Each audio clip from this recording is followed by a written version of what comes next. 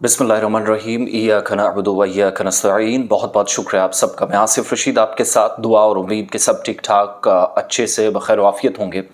आज जम्मू कश्मीर के लिए एक और तारीखी एतबार से अहमियत का दिन, और वो दिन जब जम्मू कश्मीर यूनियन टेरिटरी के अंदर पहला स्पीकर, पहला वज़ीर आला, पहला लेफ्टिनेंट गवर्नर उस लेजिस्लेचर कॉम्प्लेक्स के अंदर, लेजिस्लेटिव असेंबली के अंदर खिताब करेंगे, बात सुनेंगे, अपनी जिम्मेदारियां संभालेंगे, जिसकी शुरुआत अब से कुछ देर बाद यानी कुछ घंटों के बाद 10:30 बजे शुरू हो जाएगी।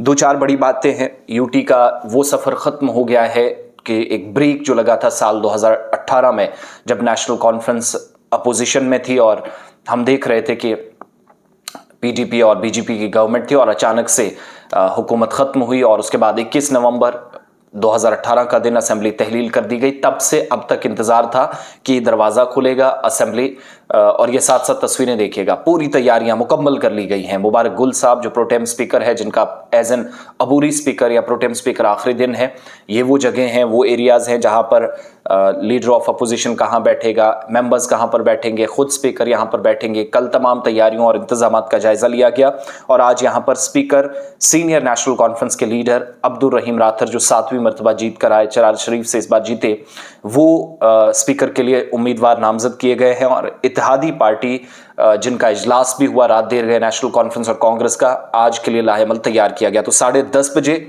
प्रोटेम स्पीकर मुबारक गुल की सदारत में कार्रवाई बाज़ाब्ता तौर पर शुरू होगी। इसी के अंदर ये जो खूबसूरत इमारत आप देख रहे हैं, और उसके बाद ये जो मैं आपको लेटर दिखा रहा हूँ, ये वो लेटर है जो आज का बिजनेस है, यानी आज का पूरा दिन का प्लान है, इसके मुताबिक काम होगा।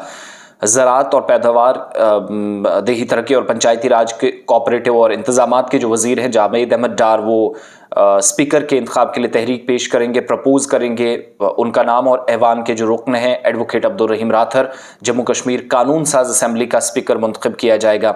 उनकी तहरीक की तायीद मेंबर असेंबली अर्जुन सिंह राजू करेंगे और उसके बाद ऐवान में स्पीकर का भी इंतखाब होने के बाद एलजी मनोज सिन्हा का खिताब 11:30 बजे होगा और आधे घंटे तक ये खिताब होना है। स्पीकर कानून साज असेंबली में लेफ्टिनेंट गवर्नर के खिताब की एक कॉपी ऐवान में पेश की जाएगी। डिप्टी स्पीकर के ओहदे के लिए अगर ज़रूरी हुआ तो बीजेपी के नरेंद्र सिंह उम्मीदवार होंगे। ऐवान की कार्रवाई मुनासिब ढंग से चले, लेफ्टिनेंट गवर्नर इंतजामिया भी अपनी जगह इकदाम कर रही है और लेफ्टिनेंट गवर्नर के खिताब पर शुक्रिया की तहरीक में हिस्सा लेने के लिए जो तरीकाकार है, मुशावरत होगी। इत्तेहादी पार्टियों ने 3 बैक टू बैक मीटिंग्स ही, कल कांग्रेस की अपनी मीटिंग, फिर नेशनल कॉन्फ्रेंस की और उसके बाद एक और मीटिंग जाकर हुई कांग्रेस और एनसी के अलग से। इस बीच आज इंपॉर्टेंट दिन इसलिए, सिक्योरिटी काफ़ी सख्त है, शहर के तमाम इलाके पूरी तरीके से तैयार है और ये एक्सक्लूसिव विजुअल्स में अंदर के दिखा रहा हूं, जहां पर असेंबली के इनर पार्ट, लोगों ने ओथ जिस दिन लिया था उस दिन देखा होगा, लेकिन उसके बाद फिर से तब्दीलियां हुई। पूरे इस मंच को एक तरह से सजा दिया गया है। स्पीकर कहाँ बैठेगा, डिप्टी स्पीकर की जगह कौन सी होगी, उनके पीछे जो मार्शल्स होंगे उनकी जो जिम्मेदारियां रहेंगी वो किस तरीके से, तो वो एक सारा सेटअप तैयार कर लिया गया है। आज इंतजार की घड़ियां खत्म हो रही हैं और आज लोगों के मसाइल को डिस्कस करने के बाद, इसके बाद एजेंडे में क्या क्या चीज़ें हैं वो मेरे पास फहरिस्त नहीं है, लेकिन जो आज का बिजनेस है वो मैं आपको साथ साथ बता रहा हूँ कि क्या क्या होना है, कितने बजे कौन सी स्पीच और कैसे होनी है।